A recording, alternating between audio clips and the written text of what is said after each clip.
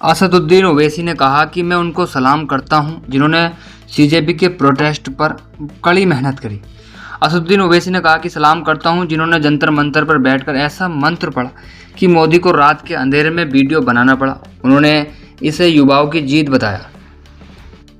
उत्तर प्रदेश के मुरादाबाद में पहुंचे एमआईएम प्रमुख असदुद्दीन ओवैसी ने कहा, मोदी सरकार पर जमकर निशाना साधा और आने वाले यूपी चुनाव में अपनी पार्टी की रणनीति साफ कर दी। उन्होंने नीट पेपर लीक मामले में शिक्षा मंत्री धर्मेंद्र प्रधान के इस्तीफे पर छात्रों को सलाम किया। असदुद्दीन ओवैसी ने कहा, सलाम करता हूं जिन्होंने जंतर मंतर पर बैठकर ऐसा मंत्र पढ़ा कि पीएम मोदी को रात के अंधेरे में वीडियो बनाना पड़ा। उन्होंने इसे युवाओं की जीत बताया। इसके साथ ही उन्होंने योगी सरकार और अखिलेश यादव पर भी निशाना साधा।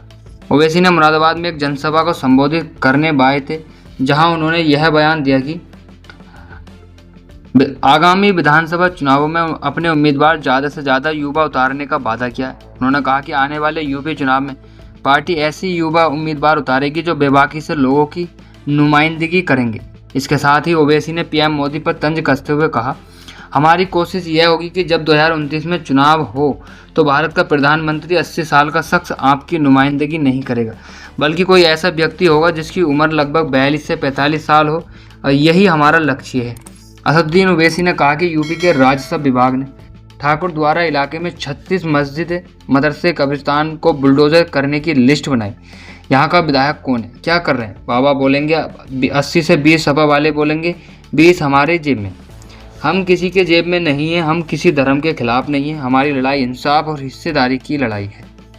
अखिलेश पर निशाना साधते हुए कहा कि हम दरी बिछाकर नीचे नहीं बैठेंगे। अगर अखिलेश कुर्सी पर बैठेगा तो हम सामने पैर पर पैर डालकर बैठकर ही हक की बात करूंगा। आगामी यूपी चुनाव में विपक्षी पार्टियों से गठबंधन की पेशकश करते हुए ओवैसी ने कहा, वे बीजेपी की सरकार दोबारा नहीं चाहते और गठबंधन के लिए तैयार, बाद में चुनाव के बाद रोना नहीं। असदुद्दीन ओवैसी ने जंतर मंतर पर पैलेट गन के इस्तेमाल पर नाराजगी जाहिर करते हुए कहा कि बच्चों को पैलेट गन से बच्चे की आंख में गोली लगी। 19 साल के लड़के साहिल, 32 साल की लड़की, 28 साल के लड़के को पैलेट गन से मारा गया। जिसने पैलेट गन को चलाने का आदेश दिया उसके खिलाफ कार्रवाई होनी चाहिए। 2016-19 तक पैलेट गन से गोली चलाई गई, 140 अंधे हो गए, 14,000 लोगों को आंख में गोली लगी है।